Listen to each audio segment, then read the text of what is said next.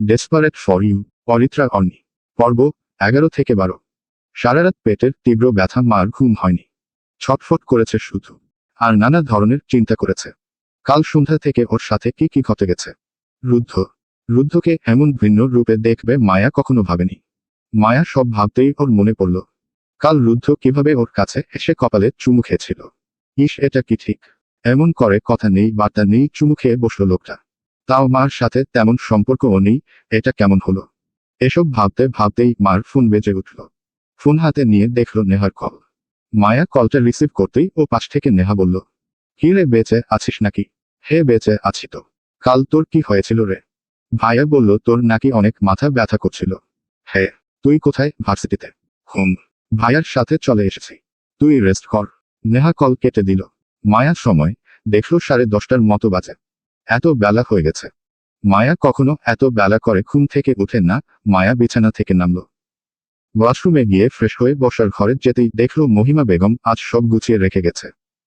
খিচুড়ি রান্না করে রেখেছে, মার যাতে কষ্ট করতে না হয়। মায়া খাবার খেয়ে নিল অল্প করে। এরপর চলে গেল আবার বিছানায়। পুরো রুম অন্ধকার করে শুয়ে রইল।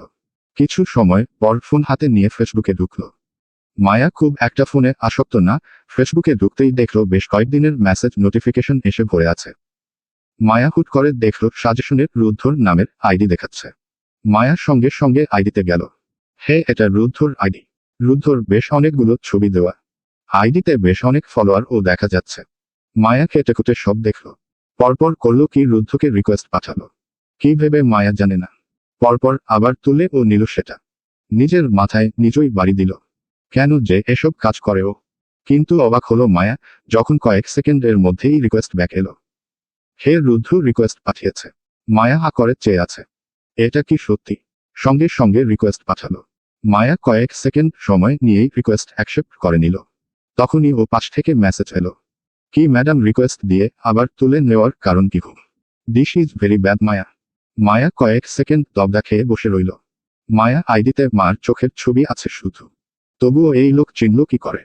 মার এবার হাত কাঁপছে। কি ওর দিবে? একটু সময় নিয়ে ভেবে মায়া বলল, আপনি কি সত্যি রুদ্ধ ইয়াজিদ চৌধুরী? ডাউট হচ্ছে না কিন্তু। সন্ধ্যায় ছাদও আসবে, সব ডাউট ক্লিয়ার করে দিব।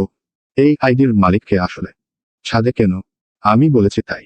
আপনি বললেই কি হবে? মেসেজটা পাঠানোর বেশ অনেকটা সময় পর রুদ্ধ রিপ্লাই করল, ওয়েট করব আমি। রেস্ট করো এবার। অসুস্থ তুমি।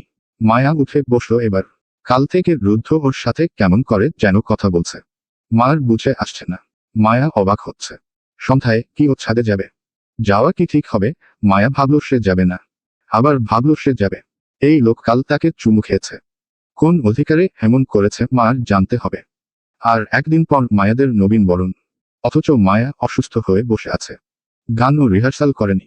মায়া গিটার নিয়ে এবারও সোজা বারান্দায় একা একাই গান গাইছে। আর গেটের দিকে তাকাচ্ছে। এবার মায়া পুরোপুরি গানের দিকে মনোযোগ দিল। এমন সময় গেট দিয়ে রুদ্ধর গাড়ি ঢুকল। মায়া তা খেয়াল করেনি। নেহাও ছিল সঙ্গে। রুদ্ধ নেহা গাড়ি থেকে নামল। নেহা মায়াকে গান গাইতে দেখে নেহা ওকে ডেকে উঠল, এই মায়া। মায়া সঙ্গে সঙ্গে নিচে তাকালো। দেখল নেহা আর রুদ্ধ দাঁড়িয়ে। রুদ্ধ চেয়ে আছে মার দিকে, ঠোঁটে মুচকি হাসি। মায়া চেয়ে রইল বলদের মতো। নেহা বলল, ওখানেই থাক, আমি আসছি। নেহা ভেতরে চলে গেল। কিন্তু দাঁড়িয়ে রইল রুদ্ধ। কয়েক সেকেন্ড এক দৃষ্টিতে মার দিকে চেয়ে থেকে সে ও চলে গেল। মায়া দাঁড়িয়ে রইল। রুদ্ধর চোখের দৃষ্টি ওই দূর থেকেও ওকে কাবু করে দিচ্ছে। দুপুরে চৌধুরী বাড়িতে খাবার টেবিলে বাড়ির সকলে। আজ রুদ্ধর ফুপুও এসেছে। রুদ্ধ ফ্রেশ হয়ে নিচে নামল। দেখল সবাই বসে আছে। রুদ্ধ গিয়ে নিখিলের পাশের চেয়ারে বসল। রুদ্ধর ফুপি দাঁড়িয়ে আছে আশরাফ চৌধুরীর চেয়ারের পাশে। রুদ্ধ কোনো কথা না বলে চুপচাপ খাওয়ায় মন দিল। এমন সময় আশরাফ চৌধুরী বললেন, রুদ্ধ, জি। বলছি জব কেমন চলছে? ভালো।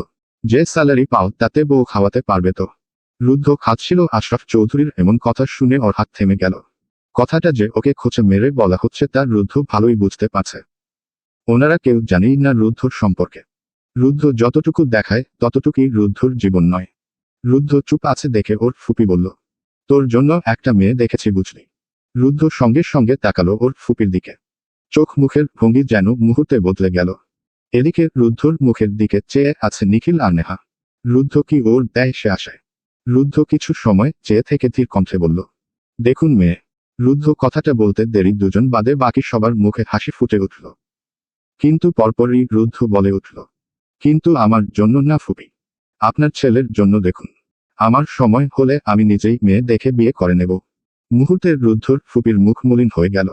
আশরাফ চৌধুরীও কিছুটা রাগ হলেন, কিন্তু খুশি হলেন রুদ্ধর চাচি।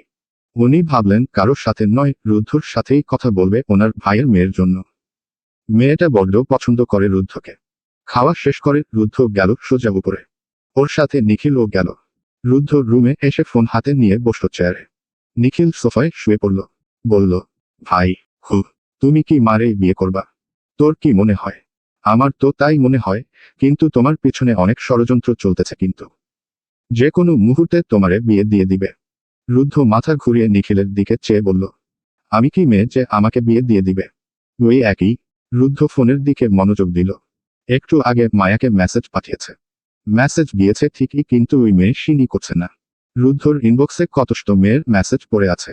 রুদ্ধ সিনও করেনি কখনো। রুদ্ধ কয়েক মিনিট ওয়েট করে ফোনটা রেখে নিখিলের দিকে ঘুরল। নিখিল সোফায় শুয়ে ফোনে গেমস খেলছে। রুদ্ধ বলল, নিখিল, বলো ভাই, ছাদে আজ সন্ধ্যায় একটা ছোট্ট পার্টি করলে কেমন হয়? নিখিল হা করে তাকালো রুদ্ধর দিকে। কে বলছে এ কথা? নিখিল বলল, কি বলো সত্যি? কিন্তু কিসের পার্টি? তোরা যেইটা বলবি। তবে একটা শর্ত আছে। মায়াকে আনতে হবে, তাই তো? ওকে হয়ে যাবে। আমি নিচে গিয়ে সবাইকে বলছি। নিখিল খুশি মনে দৌড়ে বেরিয়ে গেল। রুদ্ধ ঠোঁট কামড়ে হাসল কিছু সময়। পরপর ফোন হাতে নিয়ে দেখল মায়া এখনো মেসেজ সিন করেনি। রুদ্ধ ফোনের দিকে চেয়ে বলল, আমি জানি তুমি কোন এক অজুহাতের সন্ধ্যায় ছাদে আসতে না, কিন্তু আমার তোমাকে কাছে থেকে দেখার জন্য মন ছুটে যাচ্ছে যে। সন্ধ্যায় দেখা হচ্ছে ছাদে, মাই বেবি গার্ল। নিখিল গিয়ে সবাইকে বলেছে এ কথা। এক প্রকার টুল পিটিয়ে বলেছে। নেহা তো খুশি। তিশাকে বলা হলো নীরবকে আর ওর বোন লাবিবাকে ও যেন আসতে বলে। রুদ্ধ নিজেই তিশাকে মেসেজ করে বলল, পার্টি রুদ্ধর তরফ থেকেই দেওয়া হচ্ছে। এতে সবাই খুশি, কারণ রুদ্ধ মেশে না কারো সাথে। ও যখন সবার সাথে আনন্দ করতে চাইছে, এতে কেউ টু শব্দও করবে না। বিকেলের মধ্যেই যা যা লাগে সব আনা হলো। নিখিল আর রুদ্ধ গিয়েই করেছে সবটা। সাহেলা বেগম ছেলেকে এমন খুশি দেখে নিজেও মনে মনে বেশ খুশি। সন্ধ্যায় সবকিছু ছাদে নিয়ে সেট আপ করা হলো। কিন্তু এত কিছুর পর ও মার কোনো খবর পেল না রুদ্ধ। এবার রুদ্ধর অস্থির লাগছে। মেয়েটা ঠিক আছে তো? নেহাকে নিখিল পাঠালো নিচে। মেয়েই তো মায়া, তাকে ছাড়া এসব হবে নাকি? নেহা নিচে এসে কলিং বেল চাপতেই মহিমা বেগম দরজা খুলল। নেহা বলল, আন্টি মায়া কোথায়? ওর রুমে। গভীর ঘুমে আছে, গিয়ে দেখ। টেনে তোলো। নেহা গেল মার রুমে। মার রুম পুরো অন্ধকার হয়ে আছে। নেহা গিয়ে আগে লাইট জ্বালালো। দেখলে মায়া কম্বল মুড়ি দিয়ে শুয়ে আছে। পায়ের কাছেই মার গিটার রাখা। নেহা গিয়ে মার কম্বল ধরে টান দিতেই মায়া উঠে গেল। এমন সময় নেহাকে দেখে মায়া একটু অবাক হলো। নেহা বলল, মরে গিয়েছিলি নাকি? তুই এখন এখানে? উঠো তাড়াতাড়ি। কেন? কাজ আছে। এই না, আমি ঘুমাবো। আমার শরীর খারাপ।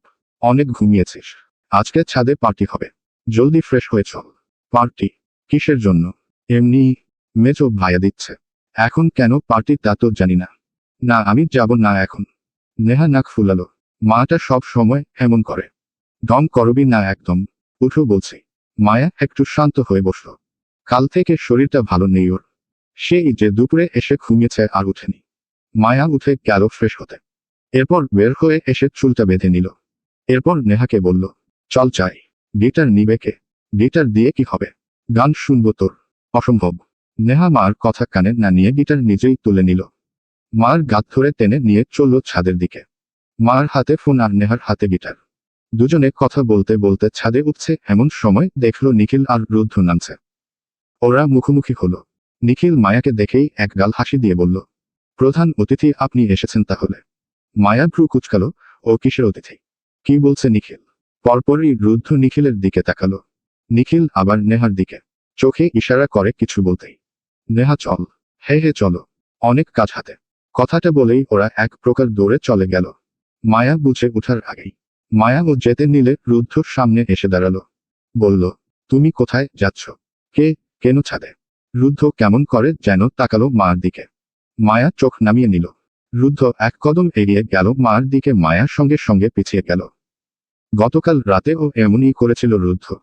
মায়া পিছিয়ে যেতেই রুদ্ধ মার আরো কাছে এসে দাঁড়িয়ে বলল, ফোন কোথায় তোমার? মায়া ওর হাত তুলে ফ্যান দেখিয়ে বলল, এই যে। মেসেজ দেখোনি কেন আমার? এটা খুব খারাপ কিন্তু। মায়া ভ্রু কুঁচকে বলল, কিসের মেসেজ? নিজেই দেখো।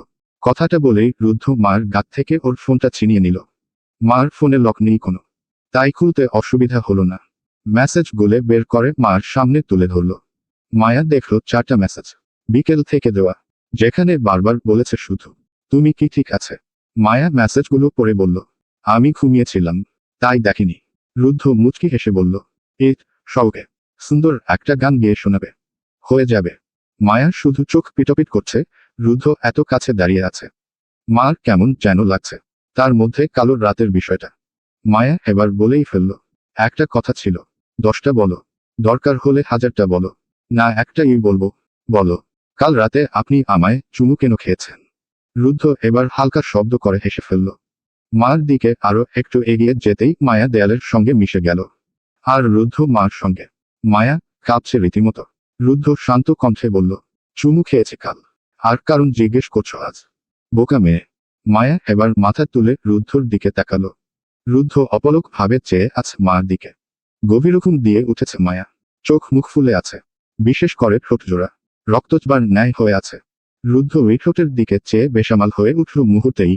ইচ্ছে করল এখনই মিশে যেতে ওই ঠোঁটের ভাঁজে, কিন্তু তা সম্ভব নয়। অলরেডি সে কাল একটা ভুল করে ফেলেছে, আজ আবার এত বড় ভুল সে করতে পারে না, কিছুতেই না। রুদ্ধ চোখ সরিয়ে নিল সঙ্গে সঙ্গে। কয়েক কদম সরে দাঁড়ালো, বলল, ছাদে যাও। কিন্তু আপনি? মার কথা শেষ হওয়ার আগেই রুদ্ধ বলল, সময় হলে সবকিছুর ওর দিয়ে দিল, প্লিজ আমার সামনে থেকে যাও এখন। I can't control. শেষের কথাটা রুদ্ধ ধীরে বলল, যা মায়া শুনতে পেল না। মায়া চলে এলো ছাদে। রুদ্ধ ওখানে দাঁড়িয়ে দেয়ালে কয়েকটা ঘুষি দিল। কেন এত ধৈর্যের পরীক্ষা দিতে হচ্ছে তাকে?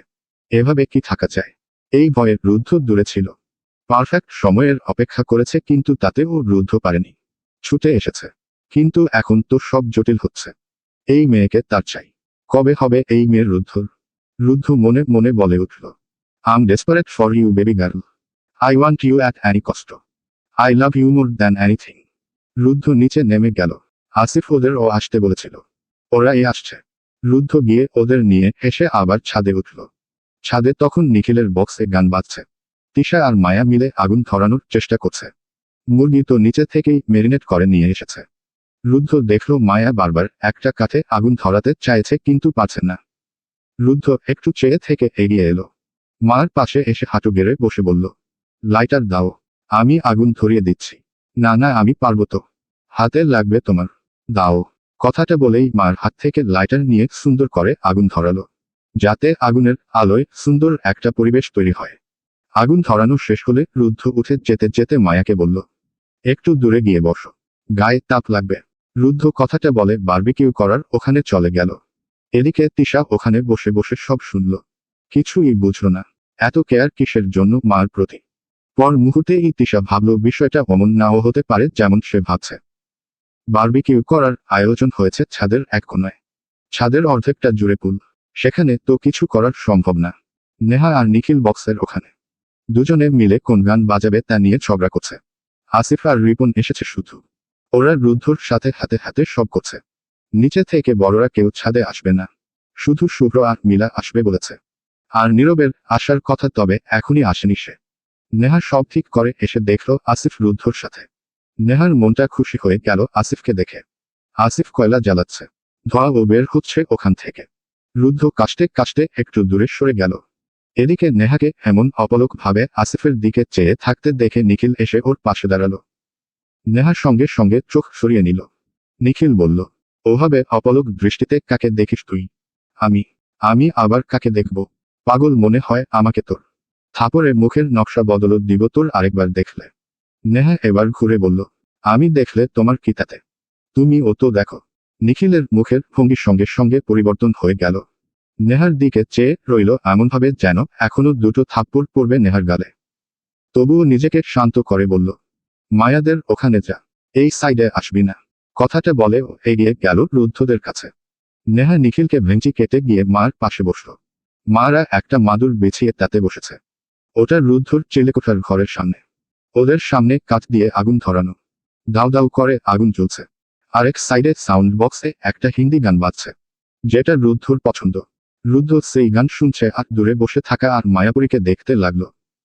জামিন এসে আসমান টেক হাম তুম দিয়ে যায়, জাহান সারা ব্যানে পাওয়ে নাহি এবি তক, খুদা তুমস কোই প্যারা বায়টন মাইন টেরি হায় ব্যাডমাশিয়ান স্যাব বিওয়াজা কি হাইন টারিফিয়ান মেইন লিখ ডুন আসমান পারিকে পাঁচ লিগা জাহান সারা হা হায় আজ পেহলি বের। গানটা শেষ হলেও রুদ্ধ এখনো চেয়ে আছে মার দিকে। বিষয়টা আসিফ খেয়াল করে রুদ্ধর পাশে এসে দাঁড়ালো। রুদ্ধ রেলিং এর সঙ্গে হেলে দাঁড়িয়েছিল। আসিফ ওর পাশে দাঁড়িয়ে বলল, আর কত এভাবে বন্ধু?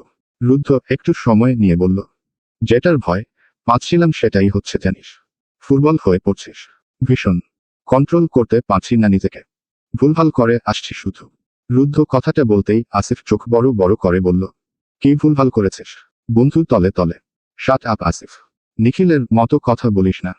আমি ওর আশেপাশে থাকলে নিজেকে কন্ট্রোল করতে পারছি না, পেইন খাচ্ছি, বুঝবি না তুই? আসবি যেন রুদ্ধকে খিলুড়ি করার একটা কারণ পেয়ে গেল। হেসে ভ্রু নাচিয়ে বলল, আহা বন্ধু তুমি পেইন খাচ্ছ, ইস অন্তরে জ্বালা, চুপ করবি প্লিজ। আরে হো বেটা, এইস হয়ে গেছে বয়স, আর কত ওয়েট করবি? তুলে নিয়ে বিয়ে করে ফেল, বাসর আমাদের তরফ থেকে সাজিয়ে দিব। রুদ্ধ কিছুটা সময় নিয়ে বলল, তুলে নিয়ে বিয়ে করার হলে আগেই করে ফেলতাম। আমি আমার বউকে সাজিয়ে আমার ঘরে তুলব, ও যেসব স্বপ্ন দেখে সব পূরণ করব। এত যদি বুড়ো হয়ে হয়ে যাব, তখন ওই তোরে বিয়ে করবেন না দেখিস। রুদ্ধ সামান্য হেসে ফেলল এবার। পরপর মার দিকে চেয়ে বলল, ওর জীবন সীমাবদ্ধ আমি পর্যন্ত, আমার আগে পরে কিছুই থাকবে ওর জীবনে, আমি থাকতে দেব না। ওর মন মস্তিষ্কে শুধু একটা নাম ঘুরবে, রুদ্ধ ইয়াজিদ চৌধুরী, তাও আমৃত্যু। লিখে রাখো, ও একদিন আমার বাচ্চার মা হবে, যদি আমি মরে না যাই। কনফিডেন্স বন্ধু, এত ভালো কবে বেসে ফেললি? শুধু ভালোবাসা বলছিস? I am obsessed with her. এইটুকু পিচ্ছি মেয়ের প্রেমে কে পড়ে? আমি পড়ি, তাও 14 বছরের একটা পিচ্ছির প্রেমে। এমনভাবে পড়েছি ওই পিচ্ছি মেয়ের মায়ে। এখন আমি ধ্বংস হয়ে গেলে ও সেই মায়া কাটানো সম্ভব না। ওদের কথার মাঝেই দেখল নীরব আর লাবিবা এসেছে। ওদের দেখে রুদ্ধ ওরা এগিয়ে গেল। রুদ্ধর সাথে নীরবের প্রথমবার দেখা হলো। রুদ্ধ আর নীরব কথা বলল। লাবিবার সাথে ও পরিচয় করিয়ে দিল। লাবিবা এসেই আগে যাকে খুঁজছিল তাকে দেখল চিকেনে অয়েল ব্রাশ করছে। লাবিবা এগিয়ে গেল সেখানে। ওখানে নিখিল আর রাশেদ ছিল। লাবিবাকে দেখে নিখিল মুচকি হেসে বলল, কি খবর লাবিবা? লাবিবার মুখে সব সময় হাসি লেগে থাকে। সদ্য কলেজে উঠেছে মেয়েটা, মনের মধ্যে কত কি চলে।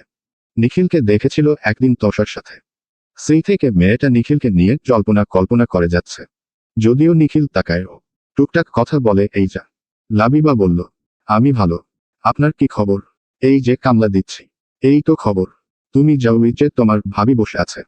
লাবিবা এবার গেল তিশাদের ওখানে। সবার সাথে আগে থেকেই পরিচয়, তাও সঙ্গে বসে পড়ল। নেহা লাবিবার দিকে চেয়ে আছে।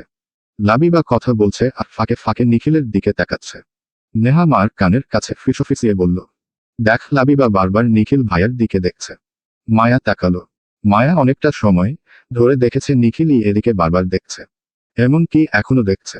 মায়া বলল, নিখিল ভাইয়াও তো তাকাচ্ছে। ওইটাই তো বললাম, ডাল মে কুছ তো কালা হেরে। তাতে তোর সমস্যা কি? আরে হো, একটু আগে আমাকে ধমক দিয়েছে জানিস, আমাকে জ্বালিয়ে মারে। ওকে আমি ছেড়ে দিব নাকি? সবাই বসে বসে গল্প করছে। তিশা গিয়েছে নীরবের সাথে ছাদের আরেক পাশে। ওদের আলাদা বিষয় নিয়ে কথা হচ্ছে। এর মধ্যেই আবার মারিয়া আর আশা এসে হাজির হয়েছে। যদিও রুদ্ধ জানে না ওরা কেন এলো, হয়তো সাহেলা বেগম ডেকে পাঠিয়েছে। ছাদ ভরতি এখন মানুষ। শুভ্র একবার এসে আবার চলে গেছে।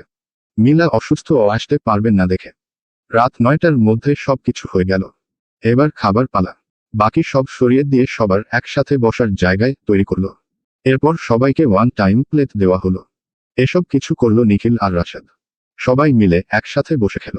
বাকিদের খাবার নিচে পাঠিয়ে দেওয়া হয়েছে। রুদ্ধ মহিমা বেগমের জন্য ও খাবার পাঠিয়েছে নিখিলকে দিয়ে।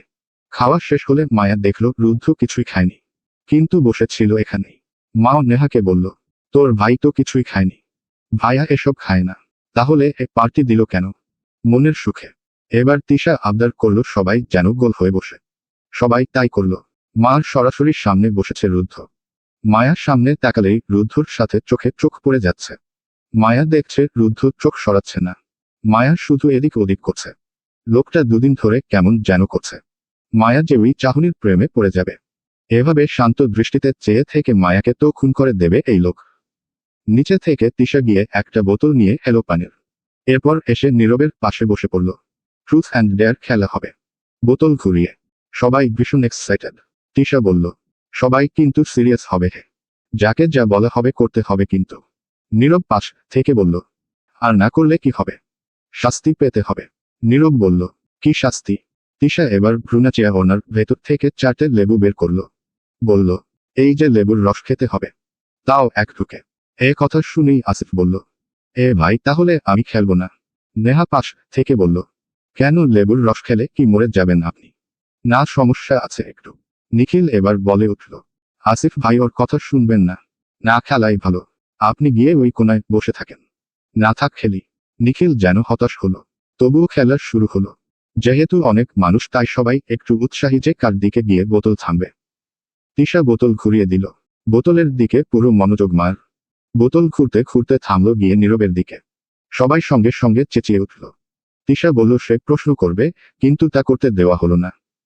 যেহেতু বোতলের আরেক পাশ আসার দিকে আসা ছোট মানুষ তবুও বলল, ট্রুথ নাকি ডেয়ার ভাইয়া? ট্রুথ। তিশা আপুকে কি দেখে পছন্দ হয়েছিল? পুরো তিশাকে দেখেই পছন্দ হয়েছিল। সবটা মিলিয়ে। নীরবের কথা শেষ হতেই লাবিবা বলল, ভাইয়া তো বাসায় গিয়েই আম্মুকে বলেছিল বিয়ে করলে এই মেয়েকেই করবে, নয়তো না। সবাই হেসে ফেলল। তিশা লজ্জায় মাথা নিচু করে ফেলল। এখানে রুদ্ধ উপস্থিত। সে তো তিশার বড় ভাই। আবার বোতল ঘোরানো হলো। এবার বোতল গিয়ে থামলো নিখিলের দিকে। আর আরেক পাশ গিয়ে থামলো তিশার দিকে। এটা দেখে তিশা তো মহা খুশি। কিন্তু নিখিল মাথায় হাত দিয়ে বসে আছে। বা জানি কি জিজ্ঞেস করবে। নিখিল বলল, আমি ট্রুথ নিব। বলো এবার, তুই কি কাউকে পছন্দ করিস? সত্যি করে বলবি? এ প্রশ্ন করতেই লাবিবা চেয়ে রইল নিখিলের দিকে। এদিকে নেহাও আগ্রহ নিয়ে চেয়ে আছে। নিখিল বলল, হ্যাঁ করি। অনেক পছন্দ করি। এ কথা শুনতাই তিশা বলল, কে সে? এই প্রশ্ন কিন্তু একটাই করার কথা। শেষ। নেহা মার কানের কাছে মুখ নিয়ে বলল, দেখলি, আমি সিউর এই বদটা লাবিবাকে পছন্দ করে।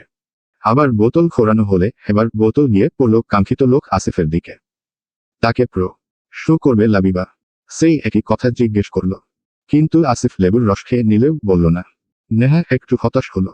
ভেবেছিল এবার ওর মনে কি আছে জেনে যাবে। আবার বোতল ঘুরানো হলে এবার পড়ল রুদ্ধর সামনে গিয়ে কিন্তু প্রশ্ন করবে মারিয়া। এ নিয়ে তিশা খুব চেপে হাসছে। মারিয়া একটু ভাবল। এরপর বলল, আপনার কেমন মেয়ে পছন্দ? রুদ্ধ মারিয়ার দিকে না তাকিয়েই শুধু প্রশ্ন শুনল। পরপর মার দিকে একবার তাকালো। মায়াও চেয়েছিল। চোখে পড়তেই রুদ্ধ চোখ সরিয়ে নিয়ে তিশাকে বলল, লেবু দে। ভাইয়া কি বলো? এটার ওর দিতে পারবেন না তুমি? দিতে চাচ্ছি না। রুদ্ধ ওর দিল না। লেবুর রস খেয়ে নিল। মায়া একটু অবাক হলো। রুদ্ধ চাইলেই ওর দিতে পারত। এত সহজ প্রশ্ন। মায়াও জানতে পারত কেমন মেয়ে রুদ্ধর মনের মতো। কিন্তু কোনো একটা কারণ তো আছে। বোতল আবার ঘোরানো হলো। এবার বোতল মার দিকে পড়ল। আর প্রশ্ন করবে রুদ্ধ। এটা দেখে সবাই অবাক। সাথে মায়াও। আসিফ ওরা তো রীতিমতো মুখ চেপে হাসছে। এটাই হওয়ার ছিল। মায়া ভয় আছে। না জানি রুদ্ধ কি জিজ্ঞেস করে। কিন্তু রুদ্ধ বলল, ডেয়ার দিলে চলবে। মায়া আস্তে করে বলল, হু। তাহলে একটা সুন্দর গান গেয়ে শোনাও। নিখিল বলল, এটা তো সহজ ডেয়ার হয়ে গেল। মায়া এবার মন শান্ত করল। ভেবেছিল কিনা কি বলবে। মায়া গিটার হাতে নিল। এমনিতে ও কাল ভার্সিটির প্রোগ্রামে ওকে গান গাইতে হবে। আজ গাইলে কি? তার উপর রুদ্ধ বলছে। মায়া গিটার হাতে নিয়ে গান গাইতে শুরু করল। মায়া খুব ছোট করে একটা গান গাইল। এরপর নেহা বলল, ভাইয়া তুমি ও গান গাইতে পারো। একটা গান গাও না। এ কথা শুনে এবার আসিফ ওরা ওকে চেপে ধরল। ওরাও জানে রুদ্ধ ভালো গান গায়, কিন্তু রুদ্ধ না করছে। মায়া এবার বলেই ফেলল, সবাই বলছে একটা গান তো গাওয়াই চাই। আসিফ এবার চেঁচিয়ে বলে উঠল, এবার তো গাইতেই হবে। রুদ্ধ গিটার চাইল। মায়া গিটার এগিয়ে দিল। মায়া একেবারে সুন্দর করে বসল, যেন খুব আগ্রহী হয়ে গান শুনবে। রুদ্ধ গিটার বাজাতে শুরু করল। পরপর বলে উঠল, this song dedicated to my special one, JOTUMMEREHO পৌষ ইয়ে তো কি তু জেট মাইন মি কিয়া দেখ দেখুন জাব চেয়ারন তারাফাজ কিন হাইসার নাজার হাইন জানে না তু খুদ কো ইউন না জানে কায়ুন নজরন এসে মেরি ইয়ানহান দেখো না খুদ কো যারা দেখো না जुल्फन एसी गाइड जुल्फन एसी টেরি চুক্তি প্যারি প্যারি এসআই মুস্কান হায়। রুদ্ধর গান শুনে সবাই যেন হারিয়ে গেছে। এত সুন্দর হয়েছে। মায়া তো রীতিমতো অবাক। এত সুন্দর গান গায় লোকটা, কিন্তু শুরুতে বলল যে স্পেশাল কারোর জন্য এই গান। সেই স্পেশাল ওয়ানটাকে এখানেই আছে নাকি? পরপরই চোখ পড়ল মারিয়ার দিকে। মারিয়া চেয়ে আছে রুদ্ধর দিকে। মার মনে খটকা লাগলো। এ স্পেশাল ওয়ান কোনোভাবে মারিয়া নয় তো? মারিয়া হলে মায়া রুদ্ধর নামে মামলা করবে, চুমু খাওয়ার অপরাধে। চলবে।